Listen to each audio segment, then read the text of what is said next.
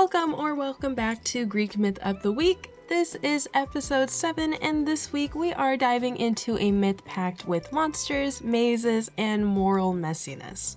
The story of Theseus and the Minotaur. Whether you're into ancient heroes, tragic sisters, or labyrinths as metaphors for trauma, I have got 18 book recommendations you'll want to check out. But first, let's do a recap of the myth itself.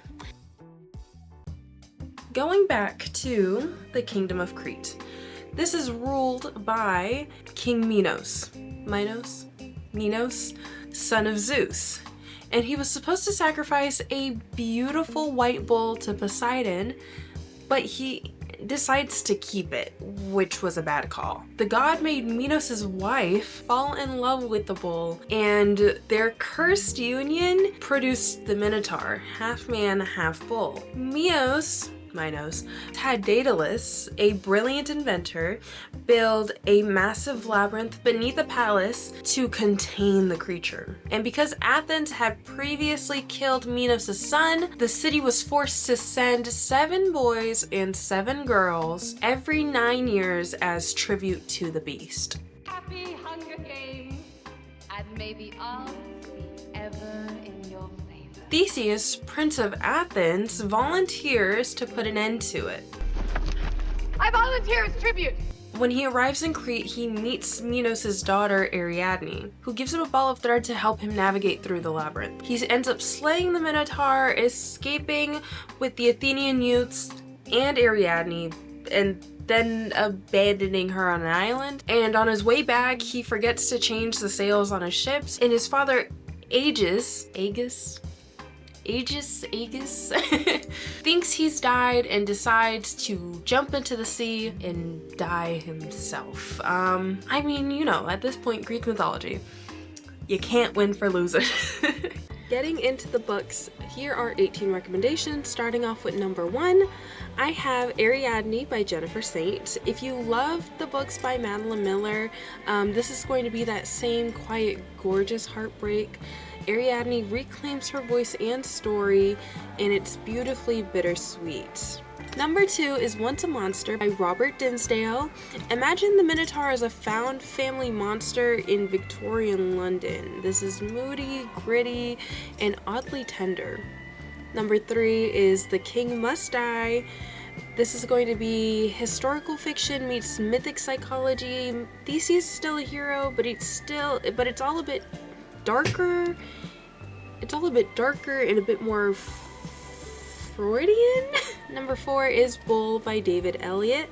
The Minotaur myth told in snarky, fast-paced verse. From what I've seen, this is great for enjoyers of the storytelling in Hamilton the Musical. Number 5 is The House of Asterion. This is a short story told from the Minotaur's POV. It's lonely, haunting, and only a few pages long, but it sticks with you. Number 6 is The Icarus Aftermath.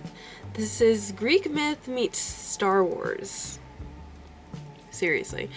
The labyrinth is a galactic weapon, and the stakes in this book are huge. Number 7 is Minotaur. This one gives the Minotaur a name, asterion, and the whole backstory involving Theseus and Phaedra.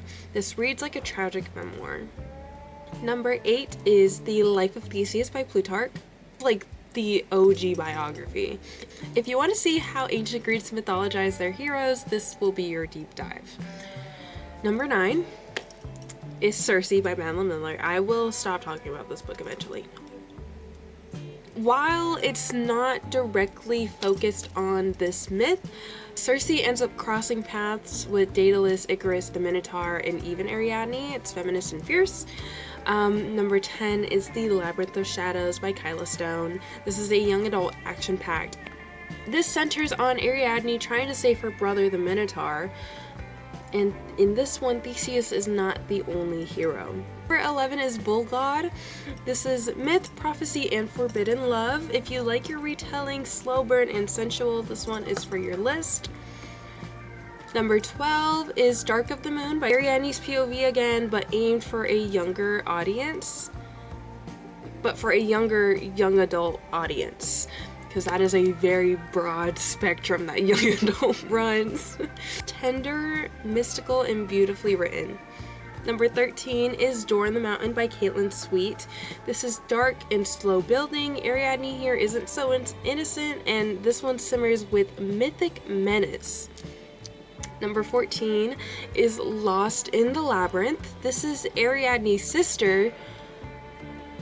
Ariadne's sister narrates this one, adding a fresh and often overlooked perspective. Number 15,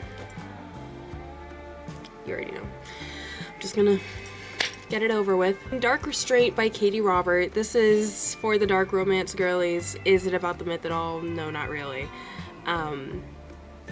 But Ariadne, the Minotaur, Olympus, dangerously hot, emotionally messy, you know the gist by now. Number 16, while this one isn't a direct retelling or have anything to do with it, some surreal labyrinth imagery, and it's very mysterious and meditative. I read it earlier this year, whenever that was. Shout out Storygraph. Love you. Number 17, Beast of Prey by Ayana Gray. This is a YA fantasy with a monstrous maze and two teens on a mission. Again, not a literal retelling, but thematically spot on. And then last but not least, number 18 is The Labyrinth. This is literary fiction with a modern woman building a labyrinth by the sea. It is quite reflective and myth adjacent. But that is all the book recommendations I have for Theseus and the Minotaur, full of betrayals, beasts, and plenty of books galore. Whether you're Team Ariadne, Team Minotaur, or just here for the hot takes on Greek heroes, I hope you have found a new favorite to check out. Let me know what your favorite retelling is down below, and don't forget to tune in next week because we will be trying to find our way back home with Odysseus and covering the Odyssey. I love you guys, bye!